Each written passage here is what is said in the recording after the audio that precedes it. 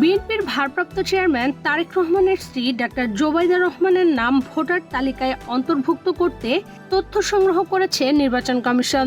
Voter তালিকা হালনাগাদে বাড়ি বাড়ি গিয়ে তথ্য সংগ্রহ কার্যক্রমের মাধ্যমে জোবাইদা রহমানের তথ্য সংগ্রহ করা হয়েছে। 23 জন সোমবার ভোটার তালিকাভুক্ত করতে হালনাগাদ কার্যক্রমে জোবাইদা রহমানের তথ্য সংগ্রহের বিষয়টি নিশ্চিত করেছেন ইসি সচিবালয়ের জ্যেষ্ঠ সচিব আক্তার আহমেদ।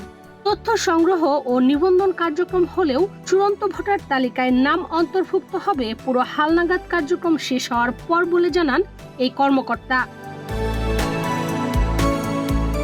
বাংলাদেশি আইন অনুযায়ী কোনো ব্যক্তিকে জাতীয় সংসদ নির্বাচনের প্রার্থী হতে হলে তাকে ভোটার হতে হয়। একজন ভোটার চাইলে দেশের যে কোনো আসন থেকে প্রার্থী হতে পারেন। বাংলাদেশে 2008 সালে ছবিসহ ভোটার তালিকা করার কাজ শুরু হয়। ওই সময় তারেক রহমান ও জোবাইদা রহমান যুক্তরাজ্যের লন্ডনে ছিলেন, ফলে ছবিসহ ভোটার তালিকায় নাম ওঠেনি জোবাইদা রহমানের। তত্ত্বাবধায়ক সরকারের আমলে নানামুখী রাজনৈতিক প্রতিহিংসার শিকার হয়ে 2008 সালের 11 সেপ্টেম্বর লন্ডনের উদ্দেশ্যে বাংলাদেশ ছেড়েছিলেন এই দম্পতি। এরপর আর দেশে ফেরা হয়নি, ফলে ভোটার হননি জোবাইদা রহমান। গত 6 মে বিএনপির চেয়ারপারসন বেগম খালেদা জিয়ার চিকিৎসা শেষে তার সঙ্গে দেশে আসেন জোবাইদা রহমান। প্রায় মাসখানেক বাংলাদেশে কাটিয়ে গত 5 জুন লন্ডন ফিরে যান জোবাইদা রহমান।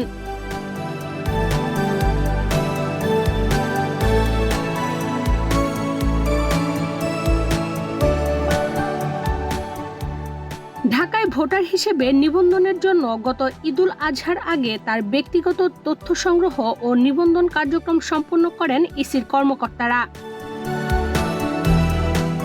আইন অনুযায়ী হালনাগাদ কার্যক্রম শেষে 2026 সালের 2রা জানুয়ারি খসড়া ভোটার তালিকা এবং 2রা মার্চ চূড়ান্ত ভোটার তালিকা প্রকাশ করতে হবে। তবে ফেব্রুয়ারিতে নির্বাচন হলে ভোটার তালিকা আইন সংশোধন করে এর আগেই তালিকা চূড়ান্ত করার চিন্তা আছে ইসির। 1.5 যুগের অধিক সময় ধরে লন্ডনে বসবাস করা জোবাইদা রহমানের পৈতৃক বাড়ি সিলেটের দক্ষিণ সুরমায়। জোবাইদা রহমান রাজনীতিতে সক্রিয় না হলেও আগামী জাতীয় সংসদ নির্বাচনে তার প্রার্থী হওয়া নিয়ে গুঞ্জন রয়েছে।